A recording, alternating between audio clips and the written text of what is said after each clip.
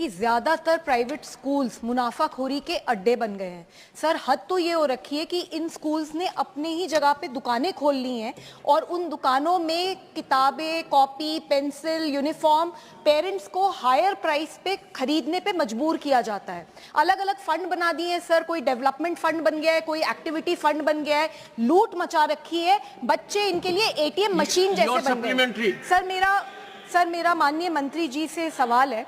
मैं ये जानना चाहती हूँ कि क्या आपने राज्यों को आदेश दिए हैं कि इन सारे स्कूल्स के ऑडिट्स हों जिससे कि ये मुनाफाखोरी बंद हो। और दूसरी बात, ये जो स्कूल्स फोर्स करते हैं पेरेंट्स को हायर प्राइस से पे, मतलब जूते का ब्रांड भी यही डिसाइड करते हैं, ये जो हायर प्राइस पे खरीदने के लिए मजबूर करते हैं, सर इनके खिलाफ क्या क्या एक्शन हो सकता है और सरकार क्या कर रही है? सर, कि ज्यादातर प्राइवेट स्कूल्स मुनाफाखोरी के अड्डे बन गए हैं। सर, हद तो ये हो रखी है कि इन स्कूल्स ने अपने ही जगह पे दुकानें खोल ली हैं और उन दुकानों में किताबें, कॉपी, पेंसिल, यूनिफॉर्म पेरेंट्स को हायर प्राइस पे खरीदने पे मजबूर किया जाता है। अलग अलग फंड बना दिए हैं सर, कोई डेवलपमेंट फंड बन गया है, कोई एक्टिविटी फंड बन गया है, लूट मचा रखी है। बच्चे इनके लिए एटीएम मशीन जैसे बन गए।